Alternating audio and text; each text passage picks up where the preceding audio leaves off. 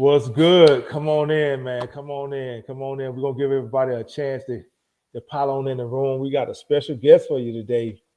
We'll wait on some more people to get here. Get here. Um, Coming off of that win from yesterday, man. Big win. Big defensive win. The defense did their thing in the second half. We had you on last night watching the game. How you feel about it, Mr. Leon?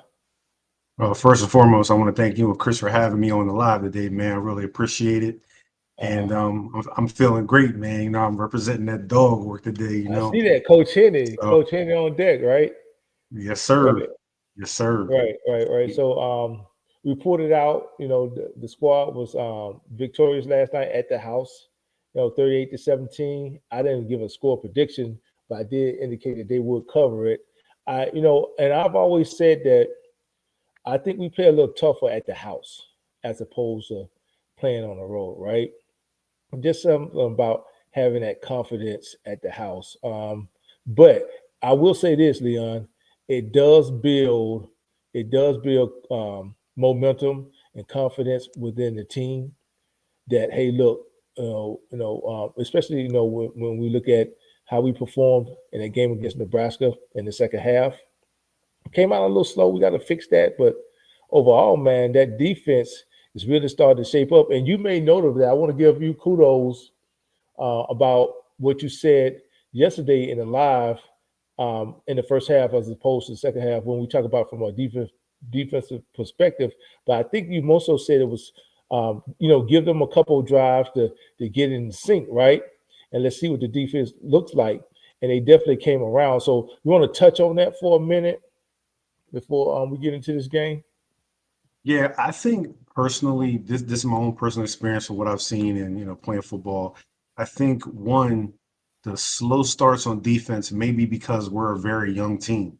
You Mm-hmm. know, they always say the two things to travel when you play on the road is defense and a running game. Right, I think for the most part, the running game and the offense has been there with the exception of that fluky Nebraska game, right? right. And but the defense, they're very young. You know, we got a first time starter at linebacker in Desmond Mm-hmm. Stevens. We Right. have freshman cornerback. Mm-hmm. We have what is Cam as a sophomore He's a when sophomore, he true sophomore he's a on the edge, true right? sophomore. You know, DeCarlos Nicholson, this is his first year starting. And remember, he was a quarterback in JC. Right. So it's a relatively young squad. And then the guys that you bring in behind them, you have a Mm-hmm. freshman in Jaden Walker when he comes in. You have Mm-hmm. another freshman at corner, Braylon Cowling, when he comes in. The Mm-hmm. defensive linemen that are coming in, you're bringing in Thanos, who's a freshman. Floyd Boucard, he's a freshman when he's playing. So it's a Right. it's a really, really young team. And I think Right. some of the struggles that we've seen on the road, I think goes more towards that they're a very young and inexperienced defense. Mm-hmm. And so I think we do need to upgrade at at a couple positions, but I also Okay. think that what we're starting to see is the team getting comfortable, and it looks like they're always comfortable at home. Even at, we played Michigan and they were looking good, Right. They but look real I good. think that yeah, but I think that Illinois looked a little bit bad, you know, food poisoning or whatever you want to talk about. We Right. looked really good at Purdue. We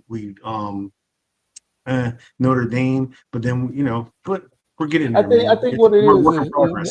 yeah, I think what it is we can look really good at times and then we can look bad at times. And I think most people are waiting on the consistency of what we always talk about on this channel when Chris mentions playing complementary football when the defense complements the offense complements the special team and the coaching. From top to bottom, I think people are waiting for this squad to put it all together, right?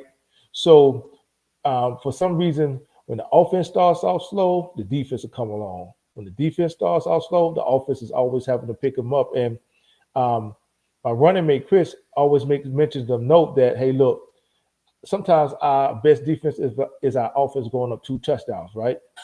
So that way, Lynn is a little more effective in the schemes that he calls, right? And we're able to generate a lot more pressure. And it's mainly because we're forcing teams into doing something that they're not comfortable with. So if you look at the landscape of the Big Ten, we're not going to get to all of college football. We're just going to talk about the Big Ten. Coming from the Pac-12, right? And we just 2 years removed from the Pac-12. The Pac-12 was a pass-happy conference, right? What's up, Mr. Yep. J. Dubs? Appreciate you being here. He says, I'm really pissed off.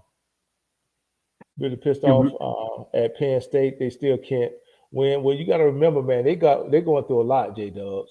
They lost their coach, they lost the starting quarterback. They're going through a lot, man. So you're gonna have to give those kids some grace. I'm surprised they were even in that game, to be honest, but sometimes kids play for pride. But getting back to what I was saying, Leon, when you look at the conference, the overall landscape of the conference from top to bottom, right? Coming from the Pac-12, where we threw the ball around a yard all the time, or the conference in itself throws the ball around a yard all the time. Now you transition into a conference 2 years removed from where we came from, where it's run heavy and you get a lot of defense, right? So what's going to happen is, because you run heavy, you're going to limit your possessions. You see more teams going on 12, 13, 14 play drives, right? And if you can't stop anybody, you might only touch the ball, two to three times per half. That's a total of about anywhere from 4 to 6 times per game, right? So it puts you in a position to where you pretty much got to score at least 50% of the time to even come out, with a win, right? And that's provided that they don't turn the ball over. So I think the majority of teams we face are going to be running teams. We know that going into it, right? The only issue that I have a lot of times, Leon, is that we know these teams can't pass. When you look at I think really the only passer we've really seen is the Illinois passer is Altmaier. When you look at the quarterback at Michigan, when you look at the quarterback at Purdue, the quarterback at Michigan State, even the quarterback that we faced last night, really, they don't depend on their quarterbacks to win games for them. They depend on their run offense. They might sprinkle in a couple passes, but the quarterback we faced last night on the season, he 10 touchdowns and 9 picks. Here's the thing, though, Leon. The quarterback we're going to face next week, guess how many touchdowns he got? We're about probably 15, 17? No, 4 touchdowns and 4 interceptions on the season. Oh, you know what? Look it up. You said next week, and I'm thinking Oregon already because the game's about to start. No. We got Okay, hour next week, man. This kid, and let me fact check it. I'll fact check it myself to make sure. But I'm always looking at the next opponent after we finish that game. I'm the type that where, hey, look, I'm not resting on our Lord on our victories, man. I'm like, all right, what's the next competition gonna look like? What we're gonna face? We're gonna face the same quarterback. What we're gonna do? Go ahead. But I'm going to piggyback off your point. Do you think the reason why we're seeing the defense play, the inexperience and all that kind of stuff too, or the defensive coaches calling it differently to try to help the offense get the lead, then we can start putting the defense in that one-dimensional takeaway, make them pass the ball by loading the box. You know what I mean? So like, if you look at the first two series, the defensive backs were playing off, and we weren't really playing that much man. And then once we got the lead, then they started going into that bump and run, heavy coverage, and they were loading the box a little bit more frequently than they were. And he also ran that real crazy looking 4-man front where the ends and the defensive tackles were out, and the linebackers are lined like right up on the A gaps. Right. So maybe the defensive, maybe Lynn's calling it a little bit differently until we get the 2 touchdown lead, and then he goes all in. I see what you're saying, where you more so play it safe to keep from the other team going up on us. But I would agree with that if we only had one style of beating you. You know what I'm saying?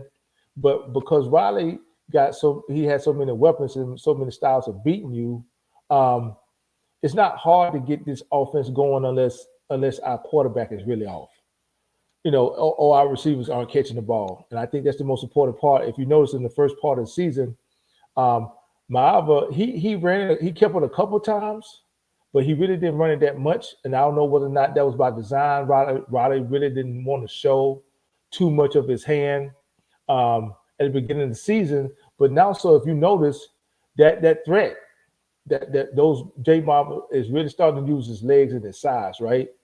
So now that adds another dimension to the offense, right? So now not only teams are having to scheme for our run game, because our run game was really popping at first, right? And it still popped off last night. But you think about the outside threats that we have in Lemon and Lane, and even to Nook Hines and our tight ends, right? Okay, now they got to do what? They got to shell cover Lemon. You got to somewhat double lane. We got to go to our tight ends. Tight ends, they got to be on point. But now you got to account for J Miles' legs.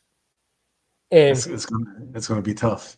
that's tough. That's what I'm saying. That's a tough bout. That's a tough out. So, yeah. So I'm looking at, and the quarterback's name is Gronowski. He's the quarterback for Iowa that we're facing on next week, right? Now, looks like he started every game too, and he has 946 yards total passing, 4 touchdowns, and 4 interceptions. He has a QBR of 50.5, which means that what? They don't throw the ball. They run the ball. Here's the funny thing. It's raining in Austin, and I think they just do 3 pass plays. Is it? Hold on, let me get to that game. And they're punting. Hey, give me 1 second. I'm gonna close this door. Yeah, go ahead. If you're just joining us, we got a special guest here with us today. Leon, my running mate, Chris, he's out today. We're watching this. We're previewing this game, Oregon against Iowa. We're going to be facing off.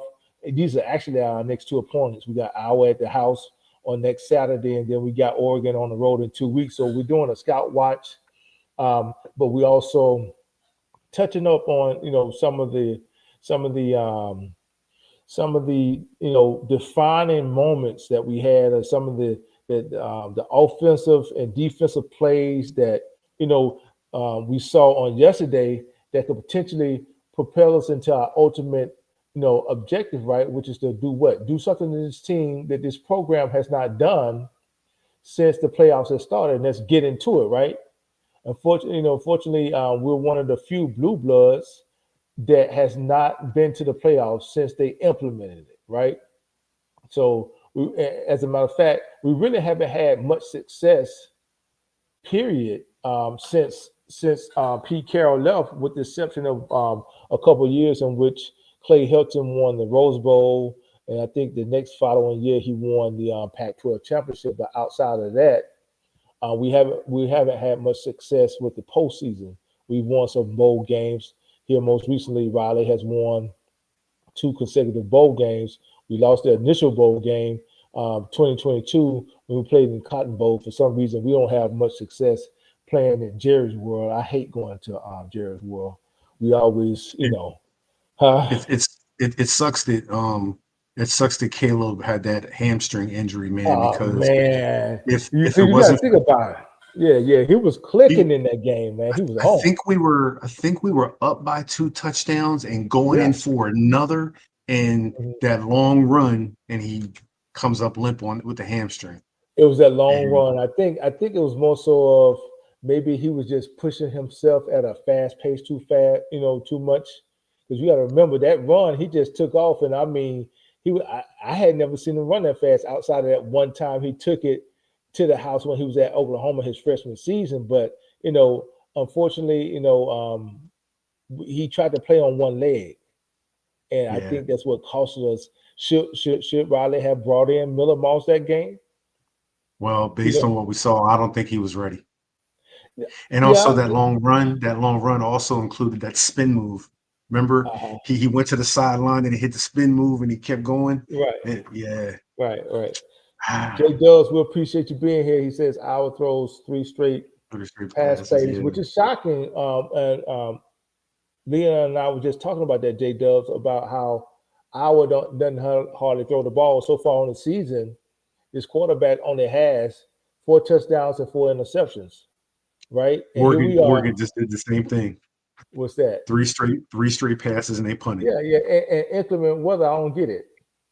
Yeah, but here we are. We're more than 2/3 of the way. Two-thirds of the way with the season completed, and this kid only has 4 touchdowns and 4 INTs, which means that again, they're looking to run the ball now. From what I understand, they got a pretty solid secondary, and Iowa normally has a pretty good defensive team, right? We're going to take a look at what type of defensive front that they run, that I was running. What we're going to be faced with on next week, we're supposed to have some rain in Los Angeles on next week. So more than likely, that's going to affect the pass game, right, and the turnovers, right. So we're going to definitely we're going to need to secure the ball. It's going to be an issue with ball security, not turning the ball over, but we definitely may have to keep it on the ground depending on how bad it's raining. Um, Next week, Leon, do you think the weather with rain predicted in Los Angeles next week? You think that the weather is going to be a major factor in that game against Iowa? It depends on what kind of rain. If it's that Okay. little drizzle where it's if it's that little drizzle rain, Hmm. it helps the offense on both sides of the ball. The offense Hmm. knows where they're going. You know what I mean? Right. So Right. even if you do the short passing concepts, the stick routes, the quick slants, those are Right. all allows for the offense to do what they want to do. If Hmm. it's that torrential downpour, um, it's going to be a straight running game, and then we're going to see, can we load the box and stop the run? Right. Now, taking a word from Lincoln Riley and Danton Lynn, Northwestern probably had the best offensive line that we've Yeah. seen this year. I Yeah. don't know if that's hyperbole or if it's the truth, but if it is, we did a great job. Hmm. And I expect us to be stout against the run, especially at home. Right, right. Well, So, we definitely did a great job, like you said, like you pointed out on the live. We did a great job after those first two series, right? The team kind of mhm. buckled down, especially in the second half. So, if anyone that caught the game last night, we gave up touchdowns on the first two drives, but after that, the defense pretty much held solid. And over the last two games, USC has only given up 17 points per game. There were 17 points to Nebraska, 17 points to Northwestern. So this team, as I was mentioning before, because we're coming from a pass happy conference to where this is more so of run dominant, control the clock, pass it, make intermediate passes and let your defense win it for you, right? Riley has brought in, and once I think once we get everything, up and running as far as like from our position, we're all right skill wise, right? Our issue has been what the trenches. So once he get that experience along that line, offensively and defensively, I don't see anybody stopping USC in this conference. Why? Because we bring a certain style, that we bring a run style, the RPO from the running back, and from our receivers on the outside, they're dangerous. And now Marva is really starting to use his legs, which adds another element. Do you see, Leon? Do you see anything that I missed on that could potentially help this team get to the next level? I want to go back to your point to answer that question. Okay. Coming from the Pac-12, where it was a pass-happy league for the most part, and they were a little bit more flag happy when it comes to holding in the trenches, and then Hmm. coming to the Big Ten, where it seems as though there's so much run-dominated teams, they don't call a lot of holding penalties and stuff like that. So I Right. I think noticed that that. You see is that a lot. Right. yeah, so I think there was probably a learning lesson that the coaches are still learning this year. Where listen, we're not going to get the holding calls. So I expect the coaching staff going into the off season, they're going to focus on having heavy hands and getting off those holding calls.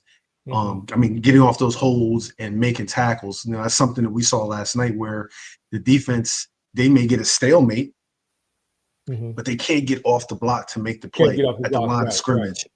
And I think that's the next step for the defensive line, is getting off those blocks, even if you're getting held, and making the tackle. Is that there might be a little bit of a talent issue there too, but Hmm. I also think it's a strength thing. Okay. Uh, Along with getting the defensive line more prepared. I was rewatching the game this morning, and remember the second long run that the running back from Northwestern got, where he broke out and got down the sideline, and I think it was either Bishop or Kamari. Kamari knocked him out at like the 2-yard line. It was Right, right right. I before remember it was the that. second touchdown. If you actually rewatch that play, and I took a video of it, Desmond Stevens was right there in the hole. The Uh-huh. tight end combo blocked on our defensive tackle, and then went up to get Stevens. Stevens met him in the hole, but as Stevens tried to get up off of him, the guy had Stevens behind the pads here, Yeah, yeah, and you that's and a you could technique that tell, they teach. Yeah, they teach those offensive linemen and blockers, period, how to hold the defenders. And you, of course, you can't hold them for 5, 6 seconds, but you want to hold them yeah, long enough for the running back to get his shoulder past him, right? And I also yeah, saw that on the edge where Cam Crawford was being held on a lot of those plays right in front of the referees. But for some reason, like you said, those referees in the Big Ten, they don't do a lot of holding calls on the offensive lineman. So I'm more of a believer when in Rome, do as the Romans do, right? If they're not hmm gonna call it on them, won't we do it? Hey, welcome WE. We'll appreciate you joining the live here, man. I'm on with our special guest, Leon J. We're talking about the game on yesterday. We're also looking at this Oregon and Iowa game. Look like they're in the first quarter, and Oregon has made a concerted effort to come out passing the ball. While they're passing it at inclement weather, I don't know, but um, I would do what has been successful for me. But in a situation like this, you got to think though, the box is going to be loaded in these games, right? Because yeah. they know, hey, look, because the ball is not going to do too well in the air, you're not going to have much success in the air. So we're going to load this box up. So games like this is going to be very important to have that outside. Go ahead. The only thing we don't know is maybe there's a wind advantage going in a direction that I was going, so maybe Right. that's why they're trying to throw the ball, but they haven't really showed the flag, so Did you you see can't tell that? if the Did you wind's see that swirling. play? He just snapped it over his head, kick it out there. Yeah, That's a safety I think right I there where think he kicked the I think ball. they They called might a give him a penalty touchdown. on that. Well, you can't kick the ball. He kicked the Yeah. ball. Yeah. So, Hey, yeah. Go ahead. one more thing about the whole thing with the holding and stuff like that. I Hmm. think that maybe also be I think something the coaches may have seen is the Hmm. reason why they hired Coach True. Right. I think there's a I think we keep seeing on Twitter and some other spaces where people saying that our defensive line isn't big enough. I don't think that's the problem. I think strength is an issue. Mm, And that's mm, probably why mm. they decided to move on from Benny Wiley and brought in Coach True. Because there Right. were some times where I think there was a strength issue between maybe a couple of the younger defensive linemen and Desmond Stevens getting off Right. those blocks. There wasn't Right. enough strength there. So I think that might also be something that they're going to work on this offseason, and we'll see a Okay. difference next year too. Right. Shout out to Raul, man. Appreciate you joining the live, my man. Raul over at Light the Torch. Check him out over there, man. If you haven't subscribed to that channel, they got a lot of great content over there. He, Blackie Chan, B Jones, and Guns. Go check him out. WE says, let's see, nah, he wasn't exaggerating. They statistically were the best O line we played thus far. I don't know. I think Notre Dame had a pretty solid offensive line. I think they keep a pretty solid offensive line. Notre Dame does, but I was trying to see how many times has this quarterback from Iowa been sacked on the season. Again, um, when you've only gotten four, here we are. This is what game 9 for them, game 8 for them. When you've gotten this far in the season and you only have 4 touchdowns and 4 INTs, that tells me one thing, one or two things. Either he can't throw, or they just run the heck out the ball, right?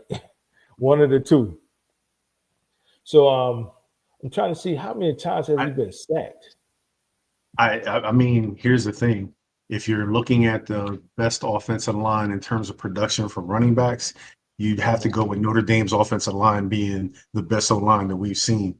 Right. But I mean, we've faced some good ones. We've faced the Michigans, we faced the Illinois, we faced the Notre Dames, we faced the Nebraska, the heavy hitters in the conference and Uh-huh. out of we've faced them.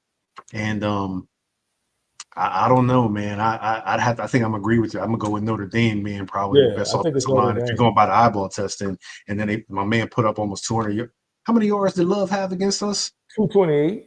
Yeah, so there you go. 228. Well, that was a It was a lot of situation, man. holding. It was a lot But of holding yeah, going it on was a in that lot of game holding. too. But again, man, at some point, man, you got to play tough. That was the game where I went off after the game about us, being tough and letting opponents punch us in the face and not doing anything. Since then, I've seen a change. I'm not saying that my words caused them to change, but maybe somebody else got to them. But it Well, seems like they're playing somewhat tougher and not letting these players push them around anymore. Well, something else too. There was the coaches specifically talked about not playing assignment football. So, Uh-huh. maybe the defensive line and the linebackers not filling the correct holes Uh-huh. helped that 220 some odd yards, and maybe some of the linebackers not playing aggressive enough. And then we Yeah. saw in the very next game against Nebraska where they were just blitzing Desmond Stevens on run blitzes every down, which forced him to be up in the groove, and he responded. You know what I mean? Right. But Right. one thing, the one thing I'm still seeing though, and I rewatched the game, and I'm just like, God damn, man, are defensive tackles getting double teamed and Hmm. moved from the B gap on the right on the offense's right side, moved all the Hmm. way over to the B gap on the other side of the line, and Oh man. it's happening too often, man. And we need to correct that. Coach Henny, let's get that fixed, bro. Yeah, Because if we most get that definitely. fixed, I don't think anybody's gonna be able to Right. run the Right. rock on us. Now with this our quarterback that we're going to face on next week, right? Looks like he was a kid that came from South Dakota State. Now this season so far he's been sacked 11 times. So it's not that bad. You know what I'm saying? It's not that bad. He didn't get sacked much at South Dakota State either. He spent 4 years there, so he's a seasoned guy. He's a seasoned guy, but I look for them to come out and run the ball. To be honest, again, rain is expected in Los Angeles on next week, um, and depending on, like you said, depending on how hard it's raining, it may just be a total ground game. Also, we don't know the health of a couple of key players that we got. We saw Reed go down in that game, right? Our center, Gianni Reed, and we Hmm. brought back in our starter, Killian O'Connor, which is good to get him some snaps. He actually beat out Reed for the starting position. Then he went down in the Illinois game. So, with him having experience, now he just got to more so just knock the rust off, right? So he come back and knock the rust off. The rust off. I'm hoping J.R.A. Reed recovers from his injury. From what I understand, it didn't. The injury didn't look too good. From what a lot of people are saying, but also King Miller, he kind of came down on his shoulder on that last run he had when the guy tackled him.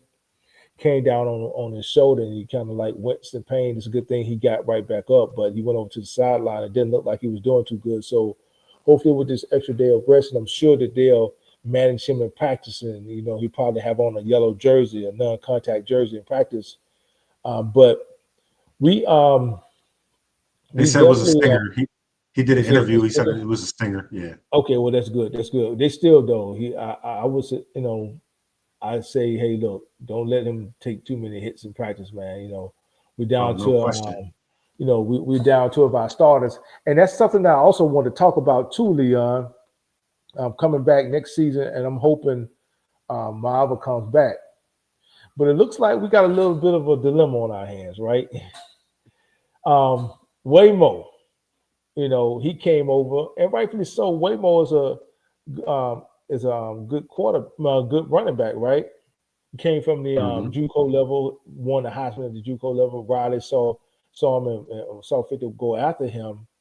But and let me shout out B Jones real quick because he was the first one from Light the Torch. He was the first one to come out and mention this kid, King Miller.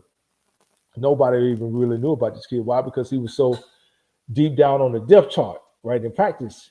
But Riley made mention that he was averaging the most yards per carry in spring practice and in fall practice, right? This kid, King Miller. This is a preferred walk on PWO from Calabasas out there, and his twin brother play on the offensive line. But with more experience, more size, more experience in pass pro, more strength, with that strength coach, more, getting stronger, getting his wind up to where he's able to carry a load 20, 22, 25 pounds again. We might have a dilemma at running back next season, man. Well, With the way, go ahead. here's the thing though. So Uh-huh. I'm watching Ohio State game earlier, right? Right. They played four running backs. They were rotating four running backs. Were they? Yes, they were. And look, here's the dilemma we're gonna have. You're gonna have King Miller, B Uh-huh. Jack, Waymo. Then you're gonna have Harry Wormley, Dalton. Harry Harry Dalton, Dalton. Then the and two then guys that they're bringing in. you got Sean, and you got Uh-huh. Rudeau coming. That's Right. seven. Right. So that's a crowded running back room. It just so happened, it worked out for us this season because two running backs went down. I don't think Eli Sanders coming back. I think he's pretty much done. Two I think running he's backs done. who are our starting running backs that transferred in went down in the same game against Michigan, right? And for a running back like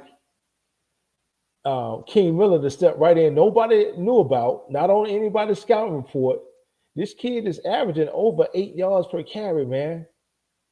Could you imagine starting him from game one and featuring him as the featured running back? Right now, he has over 600 yards rushing right now, and he's really only played since the Michigan game. The Michigan game was like the third game, or was it? No, it was the fourth game It because was the the fourth game. first two games were preseason. Then we had Purdue. Then we had Purdue Michigan, right? and Michigan. Yep. No, I take that back. Then we had Illinois. Then we had Michigan. Illinois, we Yeah. beat Okay. Michigan off of a The bye. fifth game. Fifth Right. game. Could you imagine King Miller being named the starter from day one? And I get, whenever you bring in running backs out the portal like that, in this day and age of NIL, I get it. You want to see return on your investment, right? Also, more you want to build experience depth more so than anything. So again, Waymo came from the JUCO level, and Eli Sanders came over from New Mexico, right? But this kid, King Miller, man, he's something special. Let me ask you a question. Have you seen it? Have you seen a change in his running style? Like if you actually go back and watch the Michigan game, he was Mhm. one cut and gone. Right. Now you starting to see him blue, blue, blue, blue. Okay, now I'm out of here. Uh-huh. It Being seems like patient. He's he's being getting patient, more waiting on, yeah. yeah. And I couldn't think of our running back coach last night. His name, I think his last name is Hill, right? Jones. Jones, Our yeah, it's coach, isn't it? It's Coach Coach Jones. Jones, Coach Yeah. Jones. That's the guy that came over from TCU, right? Mm-hmm. Shout out to Coach Jones, man, for having these guys ready. So I'm talking about, and I'm just hypothetically speaking, right? King Miller started from game one against Anthony Jones. Anthony Anthony Jones Jones. Jr. is our Okay. running back. Yeah, okay. Shout out to Anthony Jones. Shout out to Coach Hanson, the offensive line coach. He's been doing a great job patchworking up this offensive line. You're going to have attrition anytime you play in a conference like this, right? But I can only imagine how many yards King Miller would have right now had he been named the starter and featured from game one. We talking about probably about 1,200 yards. This kid probably have 1,300 yards right now. Well, let me ask you a question. Yeah. Waymon was the number 2 running back in the Big Ten with over 600 yards rushing when he left. Where would he Uh-huh. be if he was still playing? True. Yeah, that's a good problem to have. But again, man, you listen, it's gonna be tough next season naming a starter between these two. It's gonna be real tough Waymon Jordan had 576 yards, averaging 6.5 a carry when when he he went got down hurt in game against five, Michigan. right? How many yards did he Miller, have? 576 Game five, in game 576. five. At Five, that yeah. point, how many yards did Miller have? I don't know. You don't know? Well, Because I he don't. he Well, only he hold really on. only played the first two games. Yeah, he did. He broke a couple long runs against the. Yeah, that's what I'm saying. So Look, you're gonna in the make me go back limited and look at action he's seen, in the limited action that Miller has seen, in the limited action, I think he has over 500 yards rushing too. Hold on, I'm gonna tell you right now. Miller had 80 yards against Missouri, 55 against Georgia Southern. So he looks like he had about that's 135, 45, Right, about 150 some yards in those first 3 games. right. Then And 0 now he against Illinois, and then right he had 158. That was the breakout against against Michigan. Michigan. And then last night, how much did he have? 127, and he had 129 against Nebraska. Listen, you got a dilemma next season, man. You got a dilemma next season. It looks like I hate to say this. What?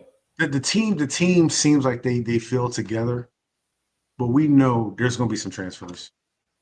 Yeah, because you got 7 running backs, man. I'm not gonna say. I'm not gonna say who might transfer out of that running back room, right? But we got some young talent back there. You have to remember, King Miller, I think, he's a redshirt freshman, right? Waymo, No. He's a he's a freshman. true freshman. He's a true freshman. All right, cool. I think he's a true freshman. He wasn't there last year, right? I thought See, he now was you on the know, practice squad last season. All right, Waymo. I'm gonna go He look. played I'm gonna go JUCO, back and so look. really, and JUCO don't count now according to the NCAA, right? JUCO don't count now, so he has at least another 2 seasons left, and then right behind him you got Harry Dalton and Wormley. Then you got the 2 King guys that Miller's a come up, freshman. huh? He a freshman. That's what I'm saying, man. Somebody ain't gonna get in, and somebody not gonna get some love next year, man. They're not gonna get any love next year. So I got an idea who might transfer out, but I don't want one of the kids to hear that and be like, well, hey, B Jean's talking bad about us and all this other blah blah blah. I don't want it. I don't want that to get around. But I got an idea who might have to, see what greener pastures are out there for them. Go ahead. If you learn anything from this season, anything can happen, and your number can get called at any time. Right. So, right. And then look what happened last year when Homeboy transferred out when he was going to be the starting quarterback that went to Texas Tech and tore his ACL. Anything can happen. You talking about the kid the running back who left out. I can't think of that kid's name. I know think exactly his name. He's from Texas. He's from Texas too, by the way. But yeah. So what I'm saying, and then look what happened this year. We lost our starting 2 running backs. So your number can get called at any point in time. So I wouldn't transfer out. I would just keep grinding. Yeah, but, it makes sense. It makes sense, but it makes sense to us. But yeah, it makes sense to us. But try telling that to a kid, that who want to play. Yeah, who want to play, and what if no running backs get hurt? Yeah, that's a gamble. That's a dice that you just got to roll, right? But again, I'm not going to say the names, but I will say this: between running back A and running back B, which is King Miller and Waymo, projected to come back and play a major contributing role. I think it's a good problem to have, but it's kind of hard to ask King Miller to go to the bench, to put Waymo in there. Hey, somebody else in the chat might feel differently, man. If you feel different from how I feel, as a matter of fact, let me do this real quick. Let me drop the link in the chat. If you want to come up, man, you feel differently, man. Again, we got a special guest here, Leon J. We're currently scouting this our game against Oregon. How you feel about this game, Leon? Who you looking for to pull this out? To be honest with you, I don't know. I mean, if Oregon wins, Iowa drops out the rankings. Okay. Based on what we've seen. Oh man, here go my man. Young Tiny, what's up, man? Young Tiny, yeah, what's up? What's up with my fam? What's up, bro? What's up, Leon? We back at it. All right, loved one. I think y'all was talking about Quinn. You was talking about Quinn Joyner or Marion Peterson? Quinn Joyner, he Texas Tech. And then Marion Peterson went to where Marion Peterson go to TCU? Or he may have. Yeah, that's what I'm saying. Yeah, we were talking about that. I'm glad you brought that back up, Young Tiny. That's going to be a good problem to have, but you can't. But the reality in this climate, and not to cut you off, in this climate, it's almost it's almost guaranteed, like you saying, like not to even be talking negative or bring up who we think it'll be, but in this climate nowadays and age, yeah, because we all wanted Quentin Joyner to stay, right? We didn't know what we was getting out of Wayne Moe and we just know of his accolades in the JUCO level. Right. You know, Eli Sanders was good too, bro. Like I really liked it. I know you're a senior and it's over, but like I liked it, Eli Sanders too. But we got these promising running backs coming up in future classes from 26 to 27. And also already some high potential running backs on the roster, youngsters. Right. So I'm gonna ask you the same question I posed to Leon, man. It'd be kind of hard pressed to ask King Miller to go to the bench when Wayne won't get healthy, man. We talking about a kid that once he gets stronger in the program, right, with the new strength coach, get more experience in pass pro, and just become somewhat a little more dependable, as far as his endurance.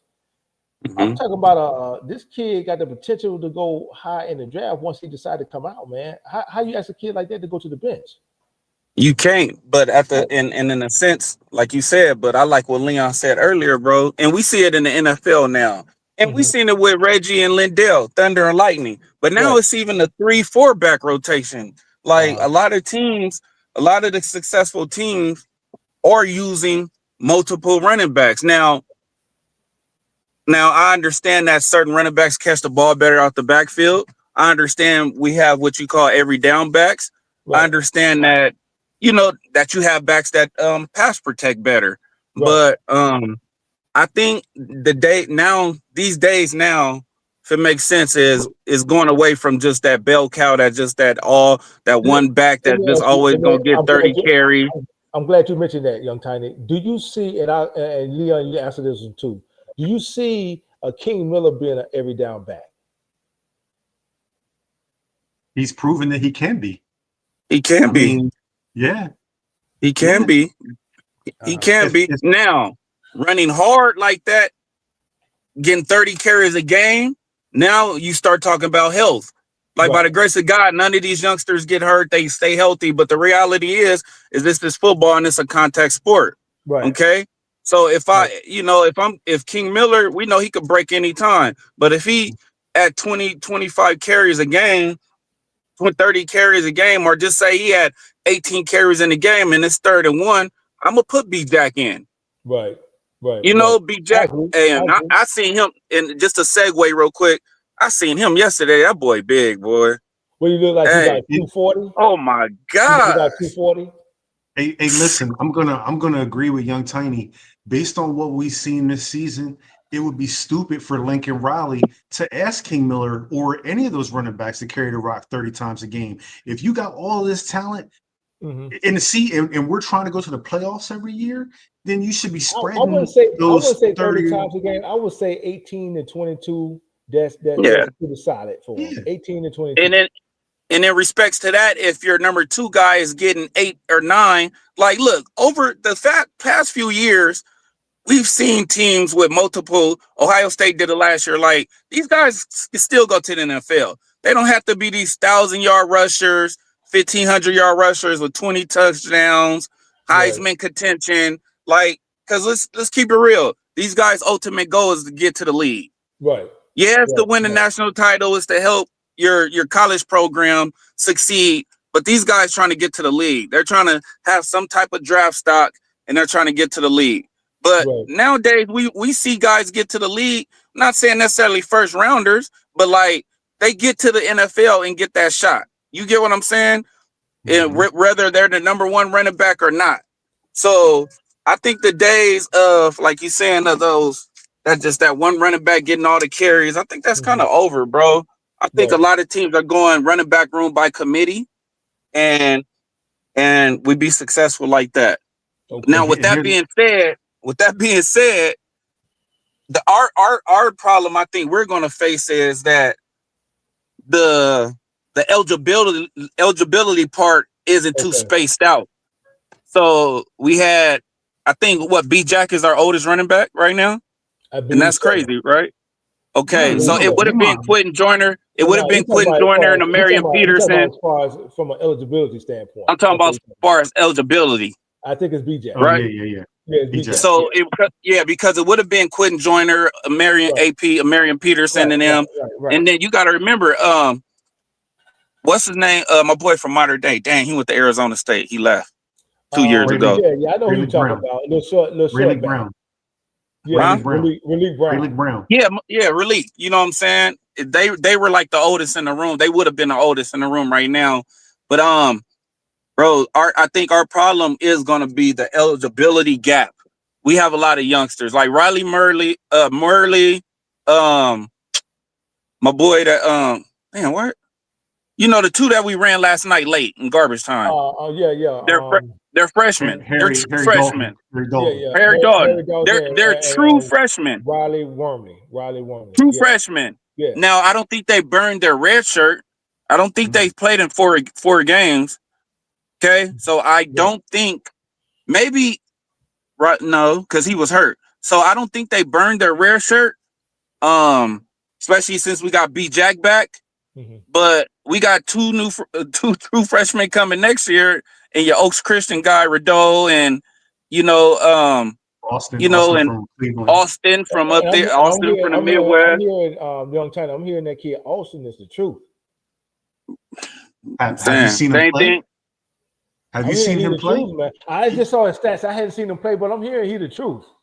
I'm sorry. Go ahead, Leon.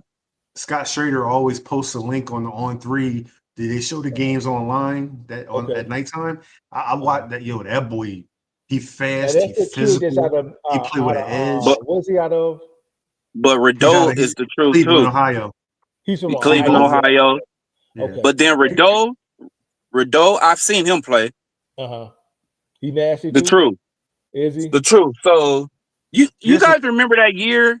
You remember that year when we had like I don't want to get the combination of the players wrong, but if I'm not mistaken, it's like we had oh my god, that's that year with Alan Bradford and all them. Yeah, we had oh my gosh. And then I think the only one we lost, I think Ty Isaac transferred to Michigan. No, we got him from Emmanuel Moody left too. Yeah, we had the 3 Texas guys. Emmanuel Moody left, but Ty Isaac. You remember Ty Isaac? That was a big running back from what was he from? From Illinois. From Illinois. Yeah. Wasn't Alan Bradford supposed to play linebacker too? He did though. He was both two ways. He played both ways. So because Alan Bradford and them, they from I watched them grow up. Him, Sharice Wright. Right. They all a quick little segue, a quick fact. Colton High School, Alan Bradford's class. It's him, Sharice Wright. This is on one high school team. I think they beat Long Beach Poly with this. It was Alan Bradford, Sharice Wright, Jimmy Smith, who went to Colorado and then went to the Ravens, cornerback. Sorensen, who was the safety for the Chiefs. And it was another guy. They all went to the NFL and they all was off one high school team. It's crazy. Right now in Colton, from Colton. Let me give out some scores real quick, fellas. Let me give out some scores real quick around the landscape of college football. Right now, Texas A&M up on 7-0. You got Oregon up on Iowa 2-0. Miami and Syracuse, they just kicked off. Actually, there's no score in the second quarter. Miami, they kind of falling off right now. Duke and UConn. UConn is up 10-7 on Duke. Kansas is tied with Arizona. You got Iowa State up 6-0 on TCU. Auburn and Vandy just kicked off. Texas Tech beat BYU 29-7. That's a shocker right there. Ole Miss took care of business, stood on business against the Citadel. Somehow the SEC always get away with playing teams like that. And Ohio State took care of business against Purdue 34-10. So go ahead, quick. Leon. Let's go back to the running back thing for a second. Yeah. You know how we deal with the running back situation? This is how we deal with it. Lincoln Riley's got to go into that running back room and say, listen, you earn your reps at practice. Waymo's just not going to come back and get his starting spot because he was the starter at the beginning of the 2025 season. King Miller is not the starting running back just because he took over Michigan and he ran for 1,000 yards.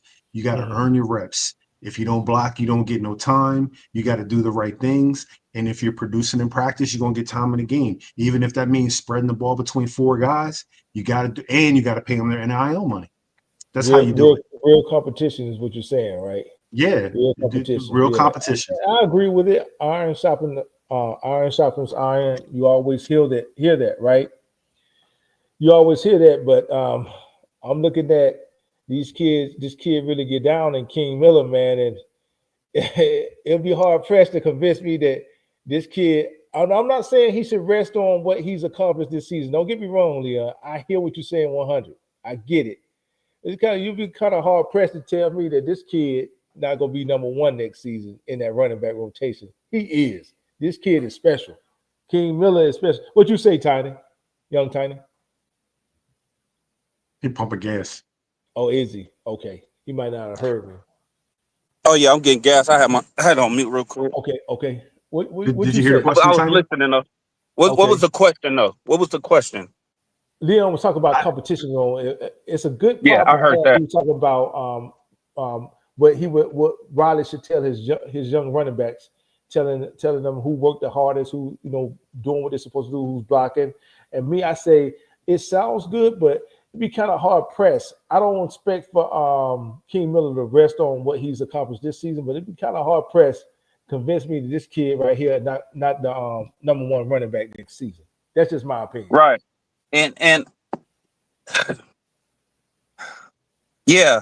The thing I would say, how can I phrase this? King Miller is great. Right. High ceiling, and he's great. He's been great with the little bit of carries he got early on in those games that, like you mentioned, the Missouri and Georgia State. People might look at it as garbage time, 80 yards, 55 yards, but what if he was like you said, I think Leon said it earlier, what if he was the feature back? Yeah, or I don't know if he said it, BB. What if he was the feature back? Game 1. Now, game 1, yeah. But like you said, you read off Waymo stuff. Mm-hmm. Like Waymo and them was doing good, bro. Like that's what I'm saying. Like Waymo and them was on point. So it's not like from what we're seeing now, it will be hard pressed, but I think the competition factor still has to be the topic of discussion. But with that competition, that competing is in practice, right? Right. We seeing actual game stuff from this guy. We did for Waymo and stuff too. So it's just now it's the pecking order will be based off competition, but it's also what you put out on the field when given opportunities. When given opportunities. A young Tiny, but here's the thing. Waymo had 576 yards in those first couple games, but he was sharing carries with Eli Sanders and B-Jack. What if those guys weren't there and it was just Waymo? He probably would have similar numbers to what we see right now with King Miller. So what I'm saying is if Riley is smart, he goes in with the competition component, and he also explains to them trying to get 30 carries a game for 12 games in a season is not smart for the team, and it's not smart for us to get to the championship where we're trying to go. So if we can get you guys 15 carries, 20 carries a game, and we're playing 4 guys a game, if that's what it's going to take, that's what we should be doing if you earn the carries. That's what I would do. And I totally agree, but I don't know why I thought you was going a different direction, because I was about to hit y'all with this, right? Waymo was great. Bar injury, Waymo would probably still be the number 1 running back, right? And will probably have, but now you got Eli hurt, so I still see King Miller getting opportunities. Okay, might not be the feature back, but we don't know how they will split it up. Maybe the hot hand gets the ball, but check this out, right? I've seen the great Reggie Bush inherit a position once Herschel Dennis got injured, right? Right. Herschel Dennis. Facts. Herschel Dennis was the man, right? Now, some people mind frame is, you shouldn't lose your quote unquote position and or status due to injury, right? Right. Hey, Tiny, you know that you sound blasphemous now, right? You know that, right? Do I? That sound like blasphemy right now, man. You talk about the GOAT now. Oh, now no, but I'm saying though, Herschel Dennis never get hurt. Maybe we see Reggie later. I'm not saying like, these is people this is my class. These people I grew up playing with against and going to junior day and all that with. Yeah.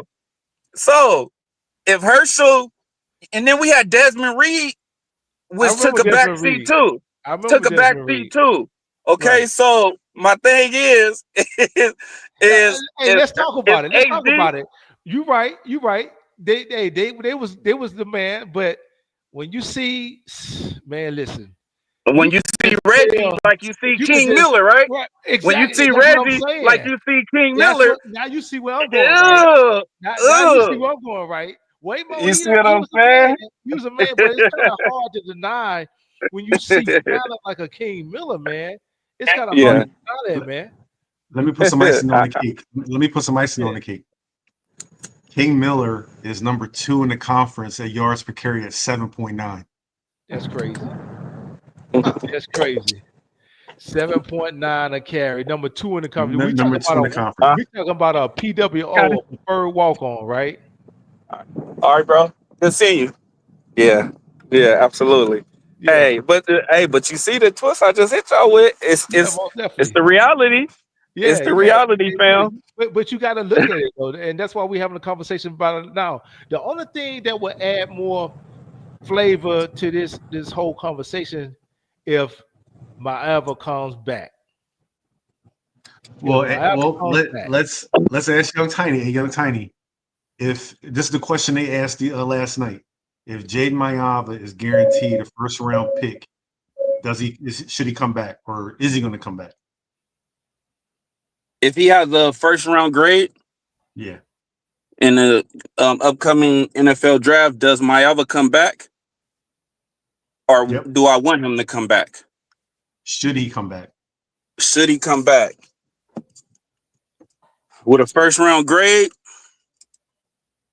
Let's just say top 20. Just like if he's high up, like one of the top quarterbacks to come up, bro. Oh, man, it's tough, huh? Damn, that's tough, bro. Because then we are potentially run into another issue. Like I say, okay, I don't want to skip around the question, but I look at history and I look at it like this, like Matt Castle made it to the NFL. He was always a third quarterback. He stuck around. I sat there and watched Palmer, Leinart. I watched Mark Sanchez. I watched Darnold and all these people. It was always lined up. We always had it like lined up. In the midst of that, I think we lost. Did anybody leave? Yeah, a couple people left. And then also, do you guys remember when we hit the transfer portal way back then and went and got Mitch Mustang from Arkansas? Out of Arkansas. And Damon Williams, the receiver. You guys remember that? Yeah. People, I just want to throw that out there because people are like, oh, USC never hit the transfer portal. That's a lie. Yeah, we did. But that's a lie. But here's the thing, though, Young Tiny, that was a drop off. You remember when Matt Barkley got hurt in that Ohio State game?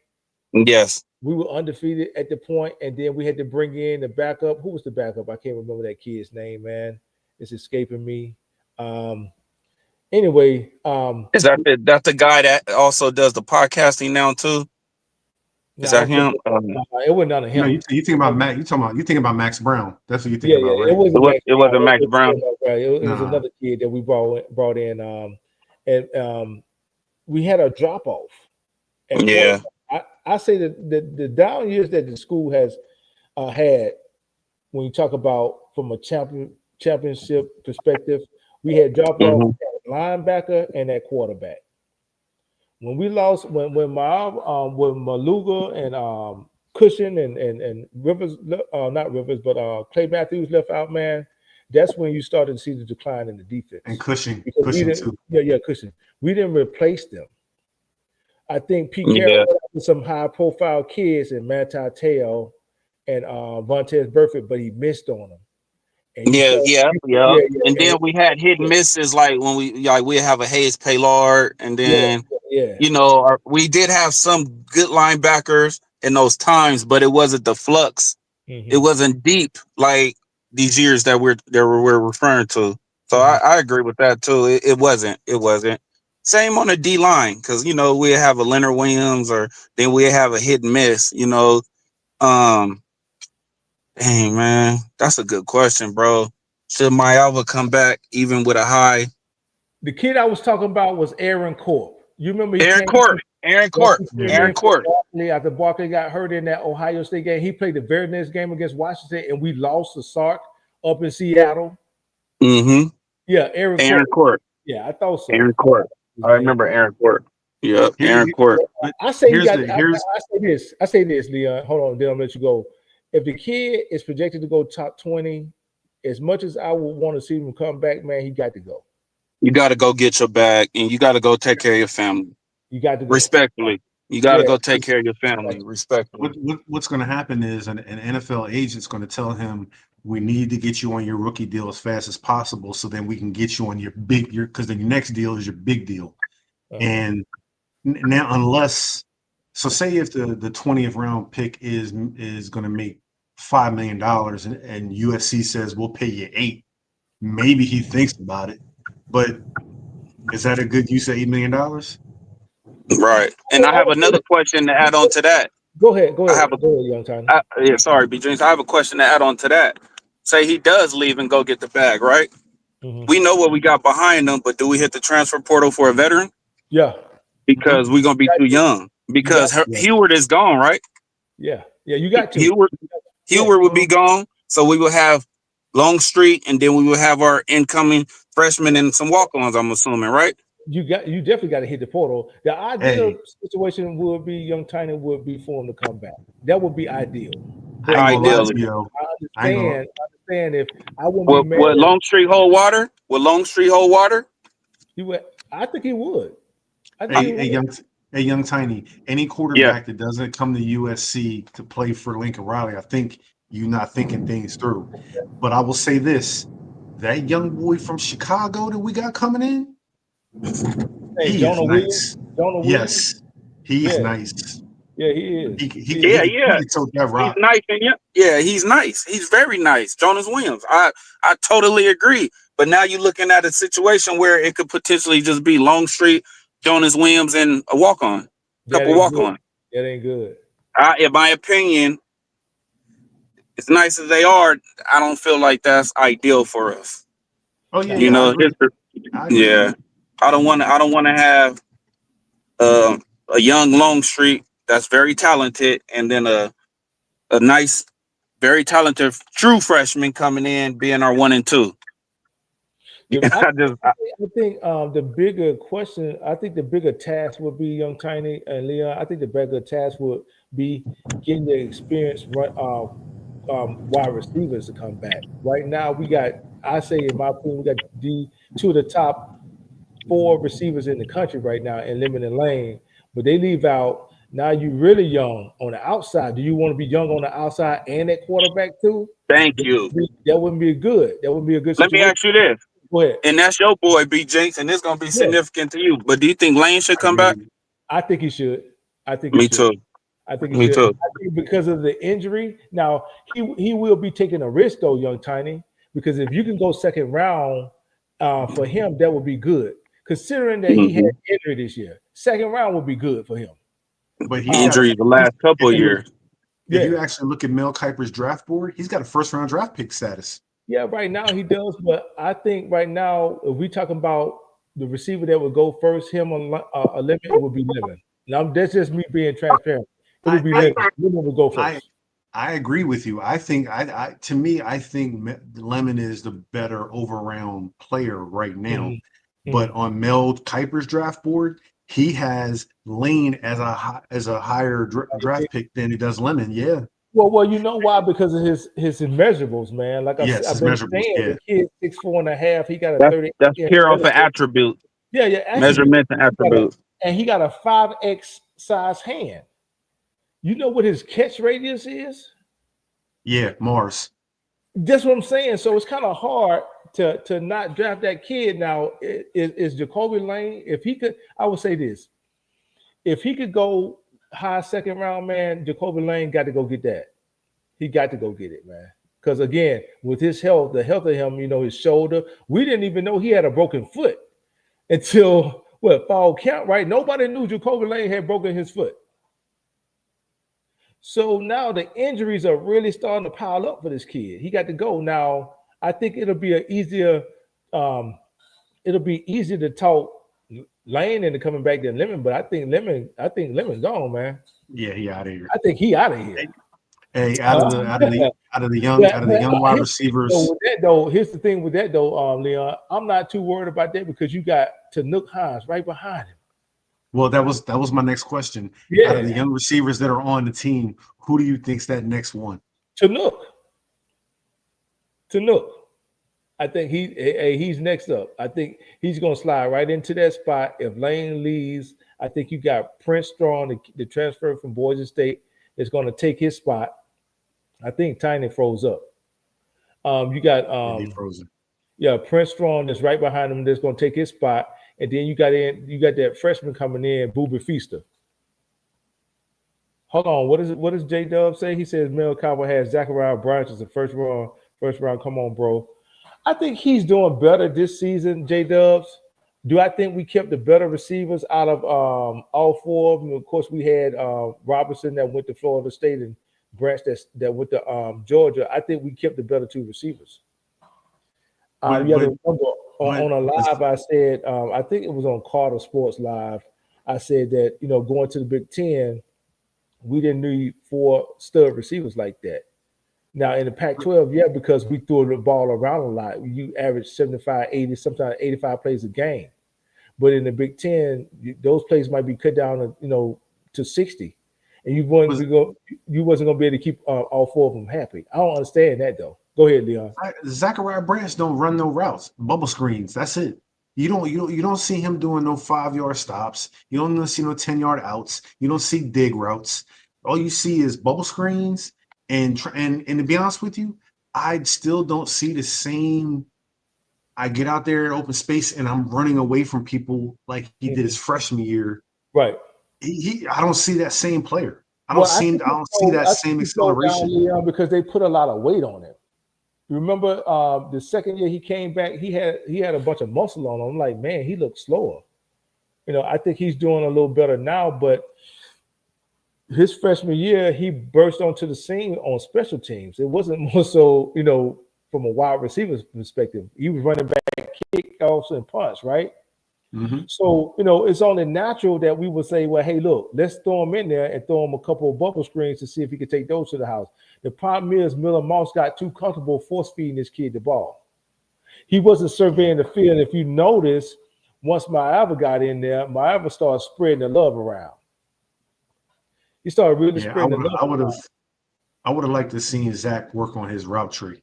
That's the next progression. If you're not as fast as you used to be, right? But you got the quick twitch. Then he needed to be working with Makai on the routes. That's where Makai shines.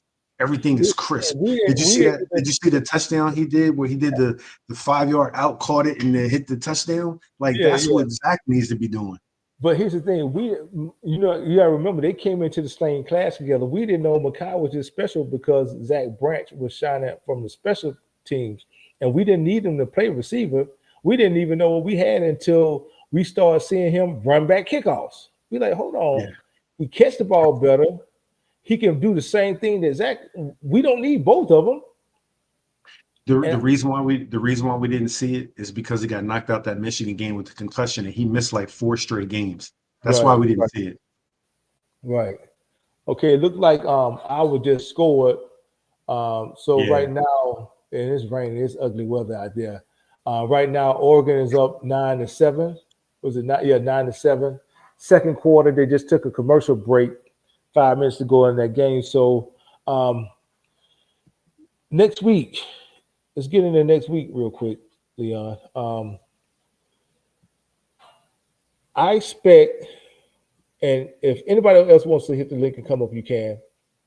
I expect for Iowa to do the same thing, to hold true to their identity, running the ball, right? Mm-hmm. Again, that quarterback doesn't wow me with his arms. But one thing I noticed the difference between him and the quarterback we saw against Northwestern last night, neither one of them throw the ball well. But the difference between the two is this quarterback will put it down and will run it. Now, as far as like throwing the ball down the field, he doesn't scare me. But, I think that our defense, first of all, we don't need to start off slow anymore. That needs to be a thing of the past, right? We need to find a way to come out and start fast. Again, we're talking about building confidence in the team, especially the defense. And I understand a lot of times that the defense feed off of the offense. I get it. But it's going to become a point in time where not only they're going to have to play the complementary football, it's going to have to be a situation to where the defense saved the game like they did against Nebraska. What do you see, or do you see us doing anything differently defensively in order to kind of like change the way we start the game next week against Iowa? I don't know. I kind of go back to what I said earlier, where I think they, go back to what Chris said about the complementary football. Right. I think D'Anton Lynn doesn't like putting undue stress on the defense, in terms of getting beat deep and giving up a big play. And so he plays it a little bit conservative at the beginning. And then after he sees how the offense is trying to attack the defense, then they make adjustments. And, especially if we have a lead, they can start playing a little bit more aggressive. Mm-hmm. I guess what you could do to get Desmond Stevens off early is blitz him, have some timely run blitzes early in there. Yeah. Early in the game to get him off, get him used to going ahead right now versus the waiting approach. And play a little bit softer coverage behind it. You know what I mean? Like off man or something like that. But I think that's one way to do it. But I think once the offense gets up, that's when they get more aggressive, So the thing that we have to worry about is, like you said, this Iowa quarterback looks like he likes to run a little bit. Yeah, so he's physical. He's just as physical as the running backs. But if you notice in the Big Ten, all the running backs look the same. They got the same build. They get those tough yards after contact. We faced one against Nebraska. We faced one against Northwestern. The running back for Iowa. Illinois, Michigan, Nebraska, they all look the same, don't they? All of them every last one of them got the same build, man. And when you hit them, you got to wrap them up. You have to. We can't have this anymore. You bumping into the player trying to dislodge the ball. And I get what you're trying to do. You're trying to make a big play, knock the ball out of his hands, but that ain't working for them, man. Listen, you hit those guys, you got to wrap them up.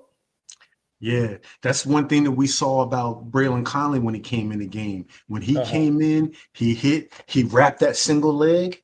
Yeah. And got you on the ground. Yeah. and that's another thing. I'm glad you pointed that out. Taking advantage of your opportunities when the opportunity comes for you, right? Yeah, we had just been talking about, the strides that Marcellus Williams had been making on the season with him being a freshman also, right? Oh, I think he's a redshirt freshman now, right? No, I think he's a freshman. Oh, he's a redshirt freshman. Yeah, he's a redshirt. Yeah. They both are. They both are. Yeah. So the D'Anton Lynn and the DB Coach Belk and Coach Reed have enough confidence to throw them in a mix like that, man. And for them to be redshirt freshmen when I think we should have a couple of upperclassmen. I'm not sure. I know we lost one to injury. The kid that came in from Central Florida, and we lost a couple of nickelbacks. Jason Johnson. Yeah, Jason Johnson. And we lost a nickelback, Prophet Brown, and the other kid, Alex Graham. But for them to throw these freshmen in there like that, man, and give them the opportunity, and you make the most of it. We had just been talking about how good Marcellus Williams had. He go out for a couple of plays. You send in Braylon Conley, and he's a physical corner. He is physical, man. He don't mind coming up and sticking his nose in your business. You understand what I'm saying? He will do that, man. And that's what I'm talking about. We got to be more aggressive and progressive on the outside, man, as a part of being reactive. Excuse me. We got to be more proactive on the outside. Let those young DBs get hands on those receivers at the line, man, and then bail. One thing I noticed about Conley, he never lost touch with the receiver, even when he get a pass interference here and there. You always saw him. He had some form of contact with that receiver, right? Same thing with Marcellus Williams. I hadn't seen one of our freshmen here lately, with the exception of that Illinois game, just get totally burned by, a wide receiver. I haven't seen it. What about you? But here's the thing. I don't think we've ever seen any of the defensive backs get burned, meaning the wide receiver came out, gave him a quick move, and was gone. It were blown coverages. It was one of them. The game against Illinois. The game against Illinois. But I think in those first few games, I think a lot of times they were just blown coverages. Like the corner would follow the guy on the inside, and they would have the wheel route behind them, and I think D'Anton Lynn, he keeps talking about, I play you if I trust you. I play you. We keep hearing that trust word. And I think as his trust grows in Sully and BC, I think things may change where he starts to get a lot more aggressive in his play calling. True. You know what I mean? And here's the thing. In the Iowa game, do we really see any wide receivers that scare us that we can't run with? I'm looking at it now, and no, it doesn't. But they beat you just with, lining up, hard-nosed football. Their defense look like they do a good job of wrapping up. But offensively, no, I haven't seen anything that that scare me down the field. I don't see any downfield threats. And again, I'm looking at the stats of the quarterback. On the season, here we are. What are they right now? They're 6-2. This is the 9th game for them, right? And out of 9 games, you're telling me that your quarterback only has 4 touchdowns and 4 interceptions, which means that either they don't trust him throwing the ball, or they just run the ball all the time. And I lean more so towards the latter. They just run the ball. They're not going to pass it. They're going to run the ball, and play tough, hard-nosed defense. Let's look at this box score real quick for Iowa. Let's see what they're doing. So the quarterback is 3 for 7 for 44 yards. You got one running back with 9 carries for 41, another one 2 for 10, 1 for 9, 6 for 9, 1 for 2. So they got 20 carries. Right. First half. Right. And how many throws? 7? 7. 3 for 7, right? So yeah, they're not throwing the ball. Now the quarterback did throw a touchdown, but you have to look at what they were when he threw that touchdown. They were at the 5-yard line. When he threw that touchdown to the tight end, in the flat. So again, they're not really throwing the ball unless they get deep into the red zone. They're running the ball, and I don't know how many carries does he have. How many carries does the quarterback have? Yeah, the quarterback has 6 carries. You see what I'm saying? This is a quarterback that's got 6 carries. He's probably 6 out of the 20. 6 out of the 20. Right? 6 out of the 20.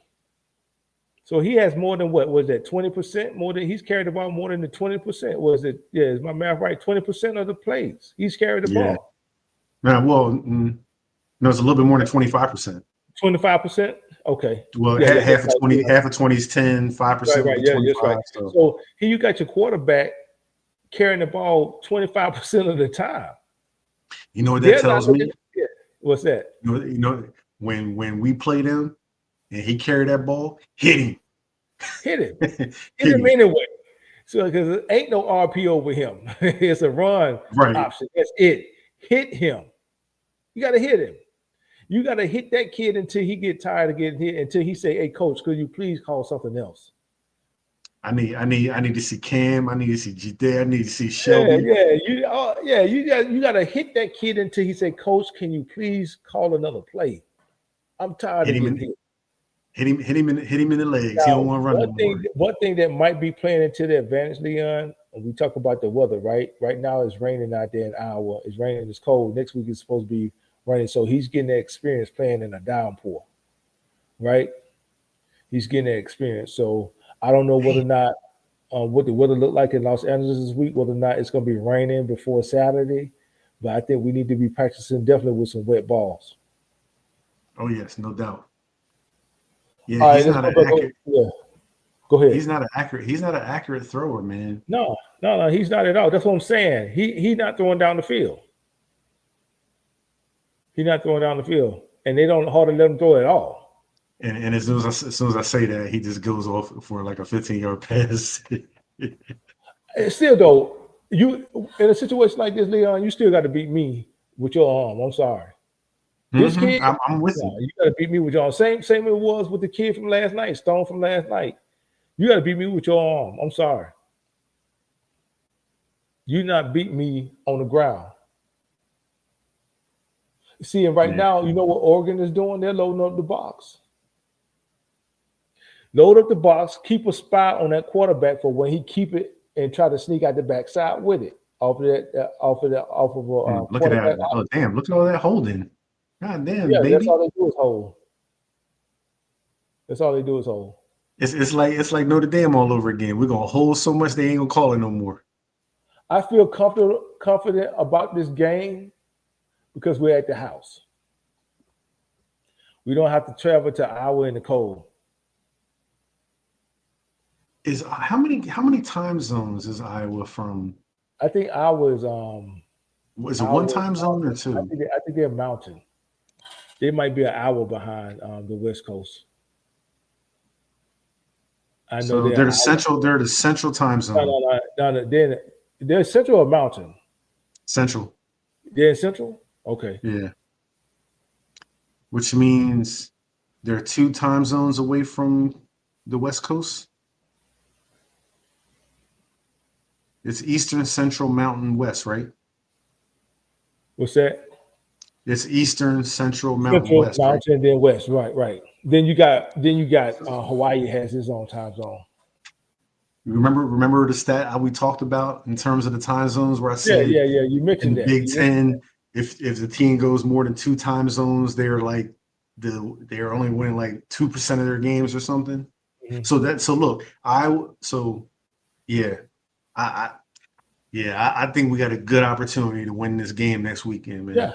Yeah, we got a good opportunity. We just got to wrap that quarterback up again. He like to run the ball, man. This kid, it looks like he enjoys the contact. So hopefully he takes enough bumps and bruises in the second half of this game to where, they wear him down a little bit and we just, polish him off on next week. But this is the game we're going to have to wrap up. Right now it's 9-7. 2 minutes left to go in a half, right? 2 minutes left to go in a half, and they're having problems with scoring or even moving the football. And I'm thinking because of the weather, but the Oregon quarterback hasn't been sharp either. Who do you want to win this game? Who you think is more important to win that game for? Iowa or Oregon? I think it's more important for Iowa to win. They're the team that are deeper, and they're in the 20s. They need a win to jump up into the playoff picture. Mm-hmm. I'm talking about if you're SC, who do you want to win this game? If I'm SC, I want Iowa to win. I want two more ranked wins versus just one. If Oregon wins, Iowa's out of the rankings, I think. I don't think they'll drop them that far because you're playing against a top 10 team, right? It doesn't matter. If Iowa was ranked, that's right. That'll be their third loss, right? If they lose today, they'll be their third loss, right? Yeah. Tina, what's up? Tina, hit the link. I don't want to hear that today, Tina. Hit the link. You got to join us today. Go ahead. I think if Iowa was ranked like 12 or 15 and they lost to a top 10 team, it would drop them to 21, 22, 23. They're ranked 20th. If they lose with third loss, they're out of the rankings. Versus if Iowa wins, Iowa goes from say like 20 to maybe 14. Mm-hmm. Oregon goes to maybe 16. And then if we win both, then we have 2 more ranked wins against top 15 teams. I think that looks better. Right. I agree. All right. Tina has a question. She says, from watching the game last night, was USC better in the 5-2 or in the 4-3? What do you think?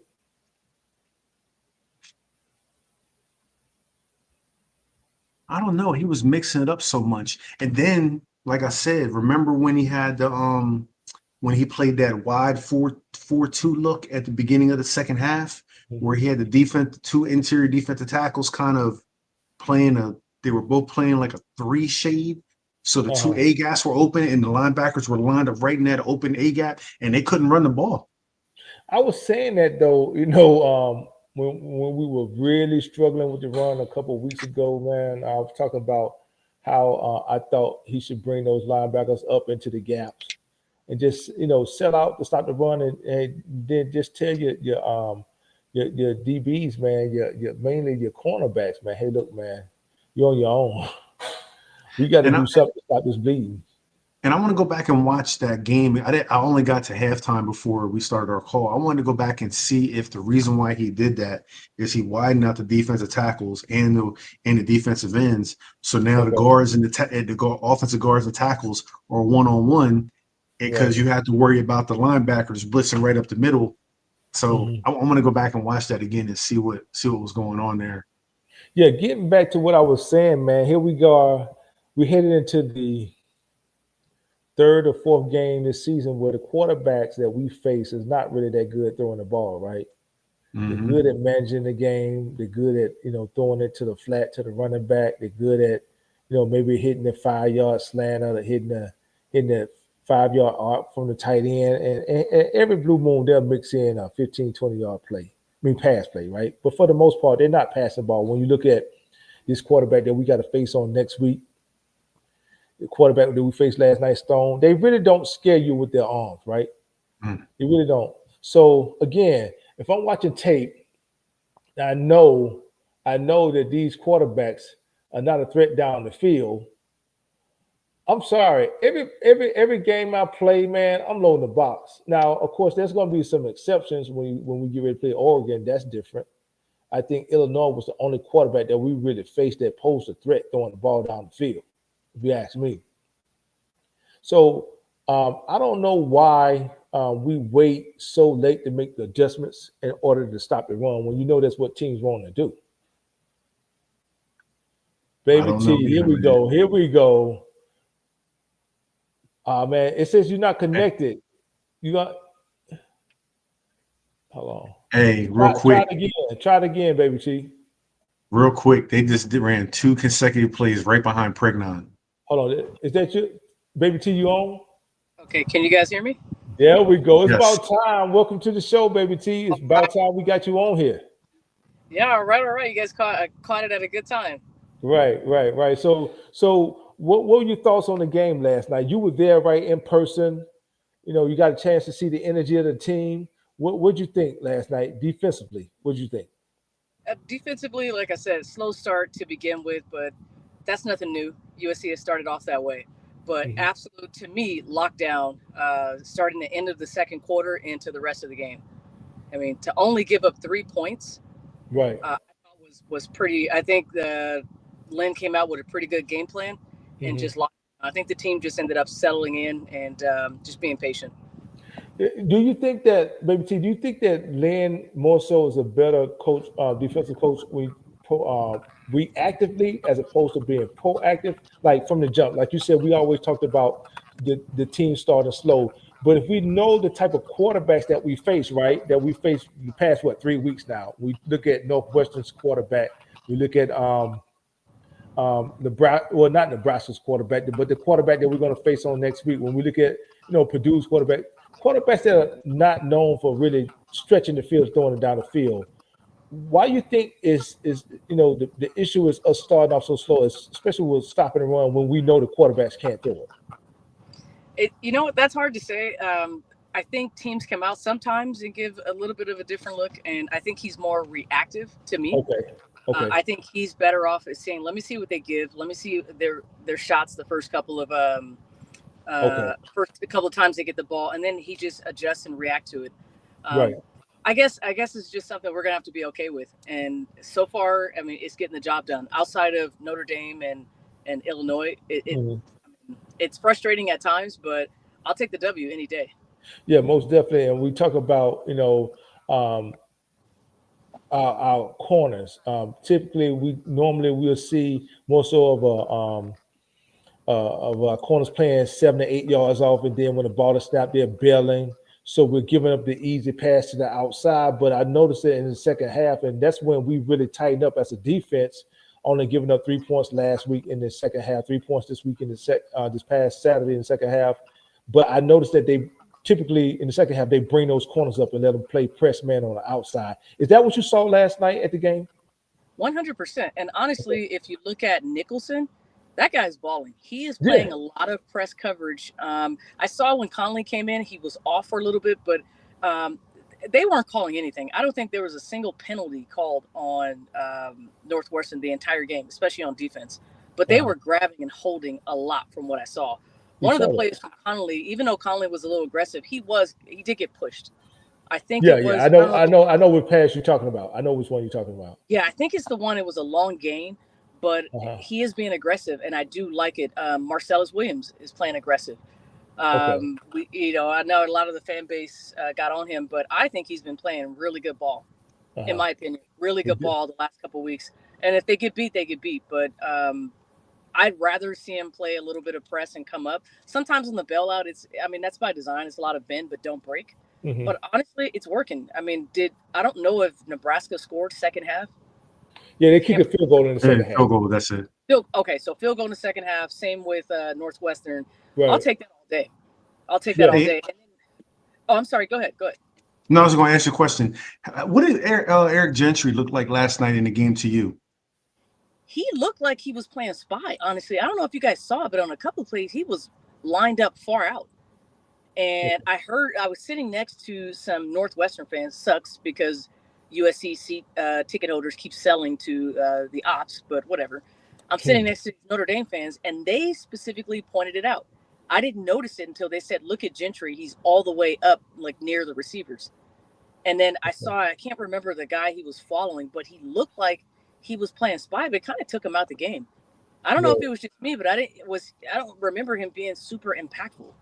That's why I asked the question, because I didn't really hear his name as much as you normally do. And I was just like, are they doing something different that we're just not seeing on TV because we're only getting like a side view and maybe you saw something different at the game? So that's why I asked the question. No, you could see it. And fans were literally calling it out. Like, hey, what's up with Gentry? It seems like he's like almost taken out the play. But again, maybe that was by design. It's something that Lynn probably put him in that position. Obviously, he probably did. But it just seemed like he wasn't as effective. But when I will tell you this, when I saw, I forgot 31's name on defense. Jaden Walker. Jaden Walker, yeah. Yeah, when I saw Walker, he came in and replaced Desmond, who balled out. But when all three of them were in, Walker and Stevens played a damn good game yesterday. They were filling a couple of gaps. It looked pretty good, but then I kept looking for EG. And a lot of the times he was taken right out the play. Hey, Tina, let me ask you a question. Was that more so when you noticed that EG was out of the game? Was that more so in the second half or what part of the game? So I noticed when they were saying that he was lined up on the side, I noticed it in the second half. Okay. First half, honestly, I wasn't really paying attention. I was really looking at the D-line.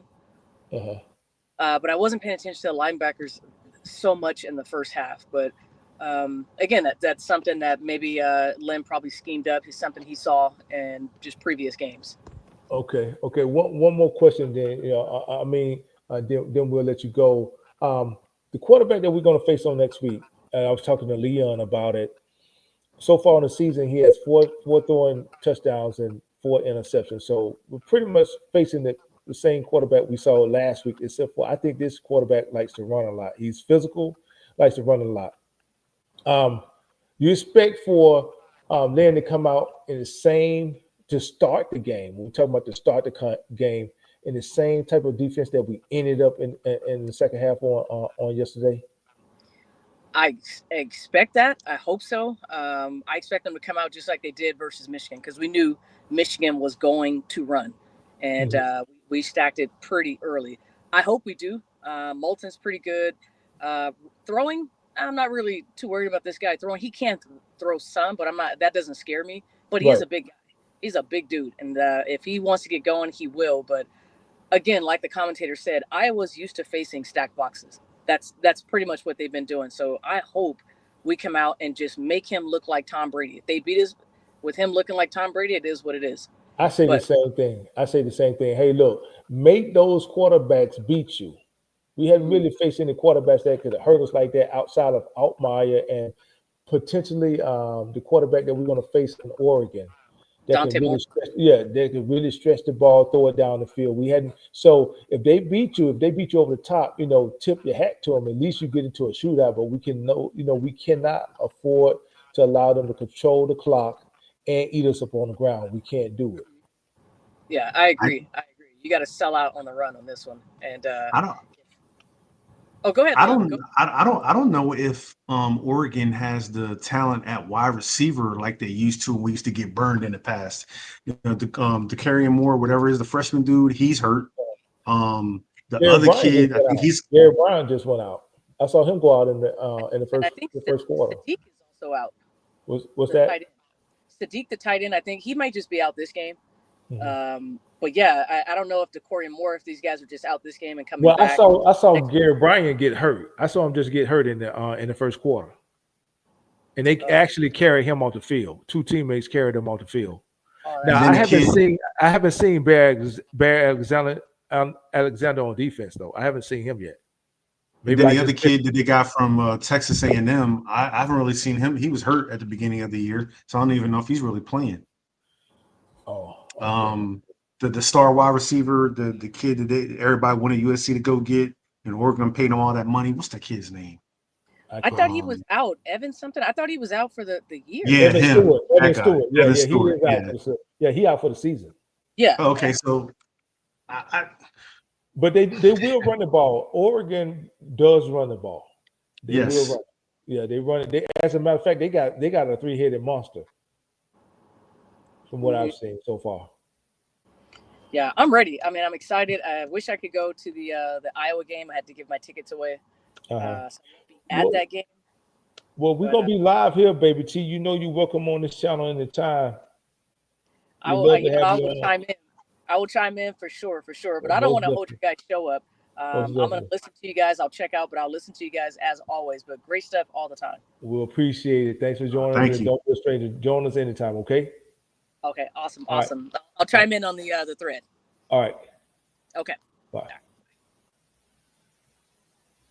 Okay. All right. Okay, I got you. Well, yeah, Leon, man, we just wanted to take a look at the competition, man. Looks like if we keep the same mojo we had from last week, man, we should be all right. Getting ready to wrap this up. I appreciate you coming on, man, taking the time out your day. Just want to get your thoughts, get a chance to, pick your brain a little bit, see, how you were feeling about that game, and to get your opinion on as far as you think that Riley is taking this program in the right direction. Man, I do, man. Once again, I want to thank you and Chris for having me on the show, man. I really appreciate it. Love coming on, talking about USC, and like being on the East Coast. Sometimes it sucks because I don't get a chance to. I got to go up the street and talk to my Notre Dame neighbor. And he talking crap to me, but I don't got anybody else to kind of let's go gang up on somebody. You know what I mean? Stomp somebody out. But nah. Listen, I feel good about the win last night. I love the fact that we saw some changes in the defense with D'Anton Lynn in the second half. It seems like the defense is getting used to playing different type of ball and only giving up 3 points in the last 2 games. So I'm happy about that. I'm happy to see that the offense regained their mojo at home and put up those points and look dominant like they're used to looking. So, and what I've seen so far from Iowa, I think we have a good opportunity to win that game and punch our ticket to the playoffs. So we just continue to go game by game, focusing and definitely game by game. But again, man, I promised, man, we just gonna pop on for a second. Again, I want to thank my co-host today, Leon J. Hey, are you on social media? Tell me where they can find you, Leon. Man, I just be on Twitter, talking crap to people, man.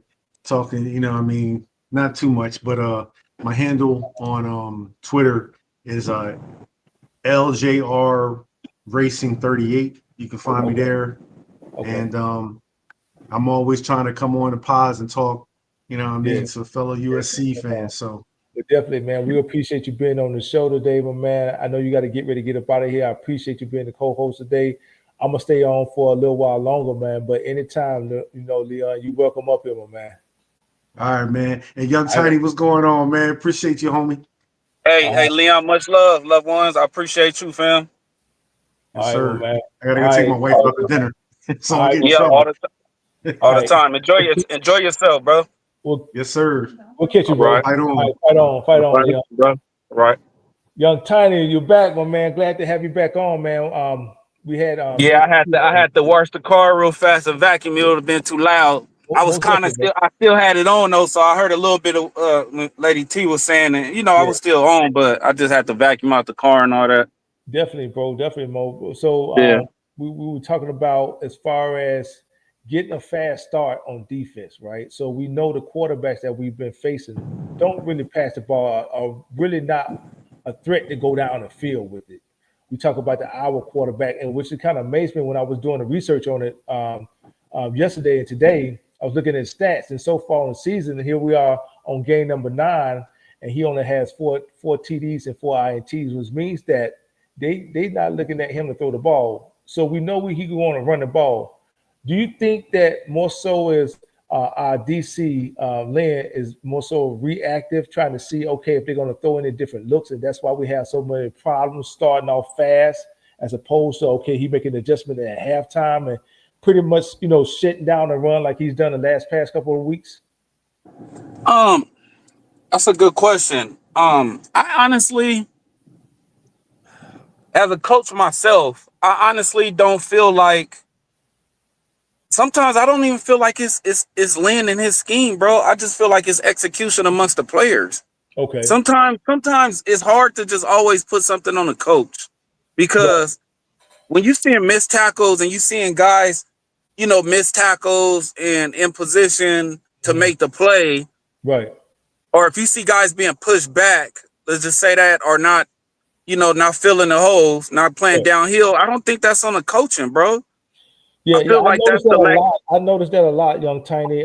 For some reason, some of the players, they like to try to hit the ball carrier. I guess that's to jar the ball loose and not hit them and wrap up. You understand what I'm saying? So again, you're right. Part of that is execution, but I noticed that, I don't know whether or not the coach have a pep talk with them at halftime, but they come out, I know the last 2 weeks, they come out with a different mindset. We gave out 3 points. We gave up 14 points in the first half of last week against Nebraska. Second half, 3 points. Same thing on yesterday. Come up 14 points. First 2 drives, they go right down the field on our defense. Second half, you know, change. So I think more so of, I'm agreeing with you, but again, you can't tell me that, look, you can't wrap up in the first half, but now all of a sudden you can wrap up in the second half. I'm not understanding that. No, that's a great point. Great point. Look at it like use a boxing analogy. First couple rounds, you might be filling out this fighter, right? Right. You know, you might be first, second, third, maybe even the fourth round, you filling out this fighter. Boom, boom, boom. And then you see the great fighters turn it up later. I don't like, and that's kind of contradicting, because I don't want that in a football game. I want to come out right away, and, you know, because like, let's say against a high power and scoring team, like that team we got to play in a couple weeks. Right. You don't want to fall behind. You want to come out all 4 quarters. You don't want to, you want to set the tone right away. You know? I love that we could make adjustments and that we could come back and fight through it. I don't like that necessarily that's the norm. You know, that we, quote unquote, basically, I guess it's safe to just say, start off slow on the defensive side of the ball in the first half or the first quarter and a half, you know. But I just feel like I don't know. I feel like we've been coming out to stop the run. Like, we was in the 3 linebacker set early on. Okay. You know, and I'm sitting there looking at it because, you know me, I love Christian Pierce, bro. But to see him on the sideline, like, So you more so prefer the 4-2-5 as opposed to the 4-3? I can't just say that, but move Christian Pierce down to the wheel. Okay. And I know people like, see, that's why we gotta be careful what we say, because people soft skin, but like, I don't want to sound negative at all, because I stay positive. But you can say, listen, bro, this show for the fan. You can say whatever you want to say on the show, bro. Like, go ahead. Like, as great as we love EG, right?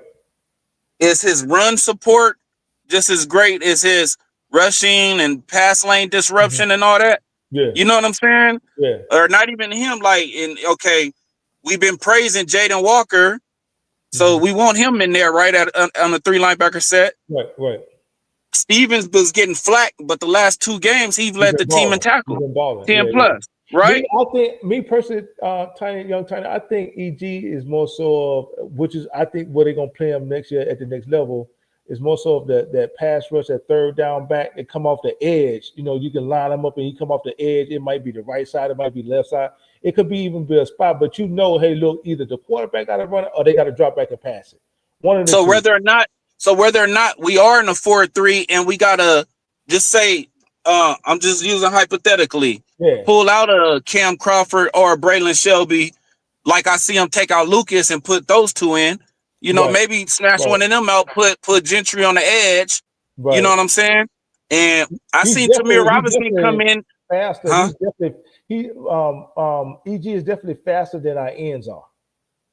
I seen Tamir Robinson come in and do some good stuff in person, but it's like I just don't like when CP is not in the game. It's just different. His run support. His run support is different, bro. And I seen him last night hit that dude live. Like, I just see his whole swagger on the field. Like, you know what I'm saying? And I could tell that Kamari Ramsey loved when he out there too. Right. Right. And I'm not insinuating, because Fitzgerald has been a ball hawk that we need.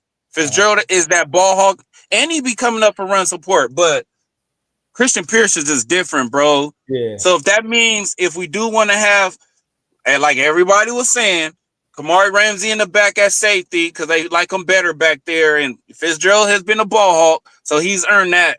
Do we still want? Does that mean Christian Pierce is the odd man out? Like, I don't agree with that, bro. I don't think you can keep CP on the bench either. I think more so what it was, Tiny, is I think Lynn trust Kamari Ramsey as a green dot, and he sees the defense better from the safety position. You understand what I'm saying?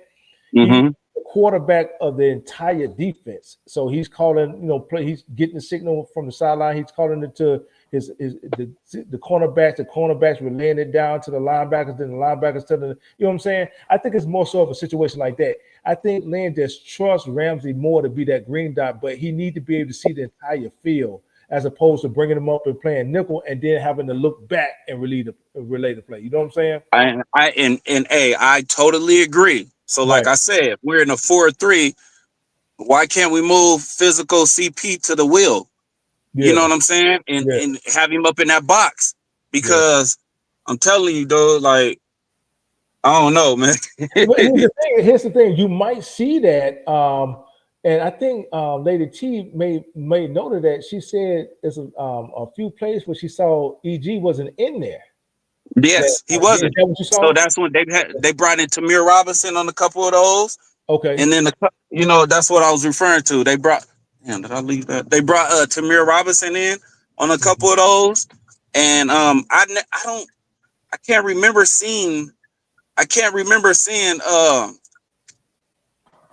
Christian Pierce in that 4-3 down at the wheel. I can't remember seeing that, but don't quote me.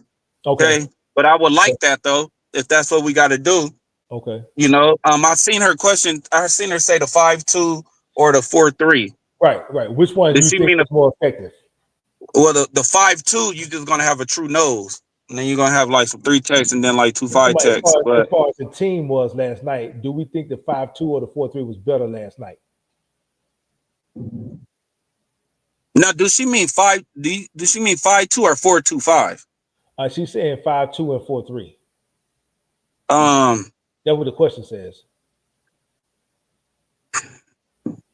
3-and-1 situations, goal line stands. I would like a true nose. I would like a 5'2". Just in a base run stop defense. Yeah, maybe a 4-3. Let me ask you a question, Young Tiny. Do we have that true nose? I think what made Lynn so effective when he was at UCLA, he had a true nose like a Jay Toya. You understand what I'm saying? And he was, and Jay Toya wasn't getting moved. Yeah, but I don't think we have that quite yet. Even though I don't either. FA or Carlon Jones, we don't have that yet. I don't either. And I was paying I heard her allude to. I was paying close attention to the D line. And I was right there, I was literally paying close attention to the D line, seeing who getting pushed back, seeing the push that we were getting, and for that O line, I must say I seen some of our D linemen get pushing them back, getting a great push, that good bull rush. I've seen it, but are we seeing that on a consistent basis to the point where our linebackers could feel and get downhill and clean it up? Not in the first half. Okay. Young Tight, hold on a second. I got my running mate in here. Chris, what's going on, my man? Who's that, Christian? Yeah, Chris here. Chris. Oh, no, man. Hey, your reception is bad, bro. Bro, your reception real bad. Good. Your reception bad, Chris. Can you hear me? Yeah, but you sound like a robot. Yeah, he in a bad spot. He in a bad spot right now. But yeah, man, I agree with you, man. I just want to see us be, I just want to see us come out with that intensity we can, we finish with in the second half, especially the last 2 weeks, man, where the defense I agree. out in the second half. So I think Lynn is starting to trust his corners more, especially DeCarlos Nicholson, man. I'm loving the way that kid playing. I'm loving the way he's playing. Chris, you back? Yeah, can you hear me? Yeah, that's better. That's better right there. Go ahead, Chris. Yeah, Tony, what's good, man? Y'all win today? How you doing, bro? Oh, we got a bye. We play next week. It's playoffs now. Yeah, we had a bye today, bro. That's what's up, man. Not much, man. I just finished the little one first birthday party, man. Packed up heading to the house, finally catch the football for today. But I've been watching the Oregon and Iowa on my phone, man. Here and there, man. That Iowa defense is good as expected. You know what I'm saying? As they defense is gonna keep them in every game, man. I will always have a good defense. Offensively is always their problem, but defensively, they're pretty good defensively. Mm-hmm. They're not as good. Hold on, Chris. Shout out to the Cardinal and Bowl. We appreciate you showing up, bro. Go ahead, Chris. Yeah, defensively, Iowa don't play as well as they do on the road as they do at home, but they're still a good defensive team. What have they looked like? Like I said, I've been able to see here and there, so not every play. I seen when Moore, that was just a bad read by Moore when he threw in that double coverage on 3rd and 14. That was just a bad read. That safety was sitting right there, and he didn't read him at all. He eyed that wide receiver down. Yeah.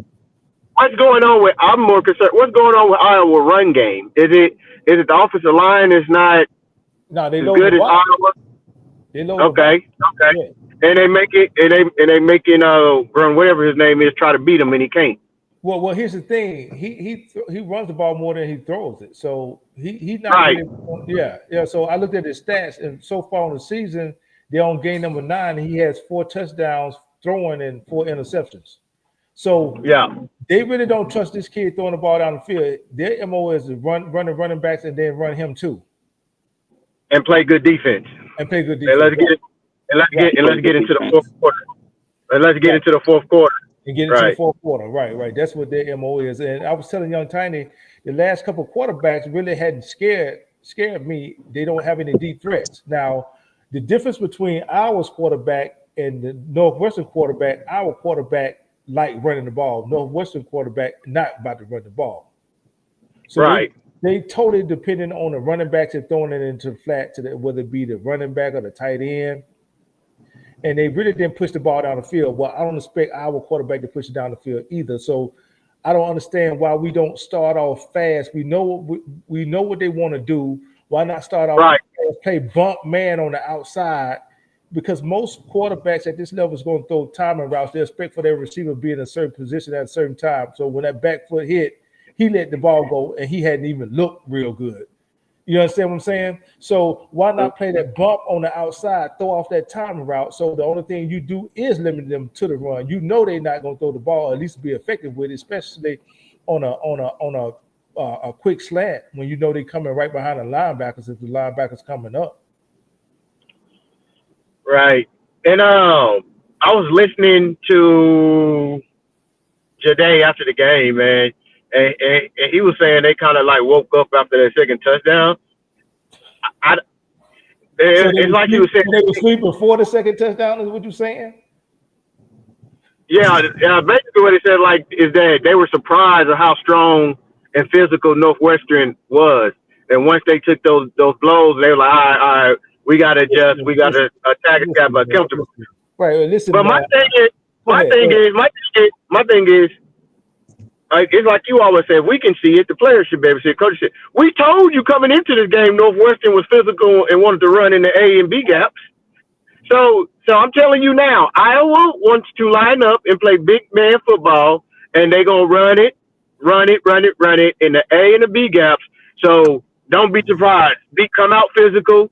They big and they strong, just like Northwestern. Don't get caught by surprise. Right. And it might be stronger than Northwestern. These kids, man, like I said in the pregame, and I'm not sure if you heard our pregame time, but I said these kids not going to lay down for you. They're not. Right. They're not about to lay down for you. So you thinking that they weren't that strong, and then they came out and hit you in your mouth, and it took them hitting you in your mouth for you to wake up. You should come in with that mindset to be powerful, be dominant. So either that's bad media training to say that, or it's like, bro, like Christian just said. Bro, that's been a scouting report the whole time. Right. Right. You know what I'm saying? So, like, I mean, I appreciate you guys stepped it up in the second half and, fought through adversity, but we're going to need you to come out right, round one. Ding, ding, ding, round one. We need you to come out. You know what I'm saying? Right, we don't need no rope-a-dope stuff. We need you to come out fighting. Think about it. That game would have been over in the first quarter. We scored on that first drive, but we could have got out the field. The offense was going to score again, right? We would have been up 14, and that game would have been over in the first quarter. Because once we got up double digit on them, that's when everything broke loose on them. Because they had to leave their game. They couldn't run the ball no more. They started passing the ball, which was their weakness, and we was able to start, getting off the field because of that. So we definitely got to start fast these next 2 weeks. Like when we go to Oregon, we got to start fast. Here's the thing, though, Chris. And I was chopping it over with China. I was like, well, you showed me you could do it in the second half. Why can't you wrap up and tackle it in the first half? Well, I will give them this. Huh? I will give them this. They did do it in the first half. They gave up a touchdown on the first two drives, and then they started getting 3 and outs in the second quarter and stuff. But I understand you saying why we can't do this from the jump. Yeah, right. Why can't you wrap up from the jump? Why does it take you going into halftime and the coach is chewing you out in order for you to wrap up? And because really there was no adjustments that I seen made from what we was doing at the beginning of the game to the end scheme wise. Right. We came out in a 5-man front. You know what I'm saying? And have a that crowd of. So it wasn't like anything different we were doing schematically after that. It was just that the guys on the field started making plays, and it was like, okay, enough is enough for them, running through us like Swiss cheese. Right. That's the execution part I was talking about.